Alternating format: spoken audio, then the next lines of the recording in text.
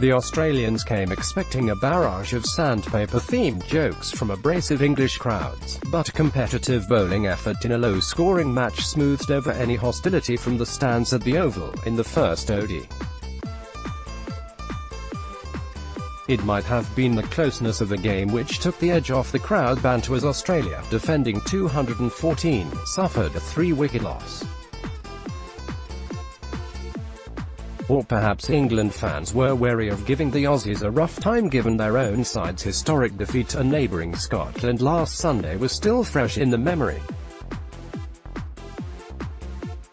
An online investment broker attempted an ambush marketing tactic, handing out cards to patrons with the number 4 printed on a sandpaper yellow background to try and kickstart the banter. That was quickly squashed by the local stewards who confiscated the cards, reportedly in the thousands, and were more concerned with the commercial sensitivities of the associated advertising than any offence the Australian players might have taken. Several still made it to the terraces and England fans were only too happy to oblige, holding them up in the second innings as the Australian fielders patrolled the outfield turf. Match wrap: England spin to first ODI win. Darren Neyman, the former Australia coach, took umbrage on Twitter at the use of sandpaper to try and bait the Australians, but none in the playing group were bothered. A tabloid newspaper handed out printed cards featuring a cutout of Steve Smith's sorrowful face from his tearful Sydney airport press conference at the height of the ball tampering scandal with the slogan, "We're only here for the tears." It failed to hit the mark and was more commonly spotted in trash cans and strewn on the floor than being waved about among the 24,000-strong Oval crowd, who know their cricket well enough to appreciate none of Australia's ODI squad had anything to do with events in Cape Town. Of Australia's starting 11 in this first of 5 ODIs, only captain Tim Paine and batsman Shaun Marsh were on the field in that Cape Town Test, and Paine has been at the forefront of the movement to turn around Australia's image and reputation, along with new coach Justin Langer. "I'm pretty lucky being in the middle, I can't hear anything," said Paine, the Australian wicket-keeper. "I haven't spoken to the other guys, but there wasn't any talk of copping too much stick out there, which is nice.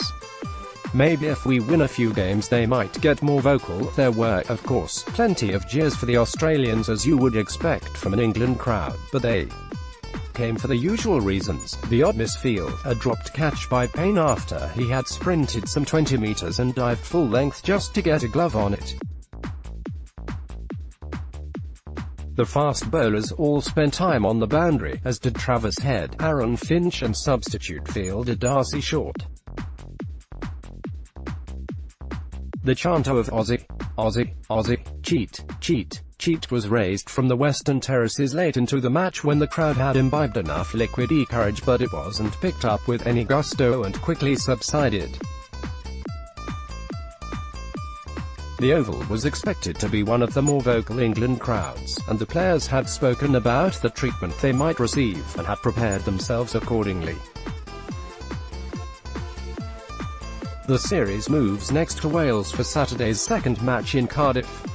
Perhaps victory in this opening ODI will give England supporters the voice. Qantas Stores of England and Zimbabwe ODI squad: Tim Paine C, Aaron Finch VC, Ashton Agar, Alex Carey, Travis Head, Nathan Lyon, Glenn Maxwell, Shaun Marsh, Michael Nessa, Jai Richardson, Kane Richardson, Darcy Short, Billy Stanley, Marcus Stoinis, Andrew Tye. England ODI squad: Owen Morgan C, Moeen Ali, Johnny Bairstow, Jake Ball, Sam Billings, Joss Butler, Tom Curran, Alex Hales, Liam Plunkett, Adil Rashid, Joe Root, Jason Roy, Ben Stokes, injured, David Willey, Chris Wilkes, injured, Mark Wood. T20 squad: Aaron Finch C, Alex Carey VC, Ashton Agar, Travis Head, Nick Maddinson, Glenn Maxwell. Jai Richardson, Kane Richardson, Darcy Short, Billy Stanley, Marcus Stoinis, Mitchell Swepson, Andrew Tye, Jack Wildermuth. Qantas Tour of England June 7, Australia beat Sussex by 57 runs at Hove. June 9, Australia beat Middlesex by 101 runs at Lord's. June 13, England won by 3 wickets at the Oval. June 16, second ODI, Cardiff. June 19, third ODI, Trent Bridge, DN. June 21, fourth ODI, Durham, DN. June 24, fifth ODI, Old Trafford. June 27, only T20, Edgbaston, DN. Qantas T20I Tri-Series Tour of Zimbabwe July 1, Zimbabwe vs Pakistan July 2, Pakistan vs Australia July 3, Australia vs Zimbabwe July 4, Zimbabwe vs Pakistan July 5, Pakistan vs Australia July 6, Australia vs Zimbabwe July 8, final.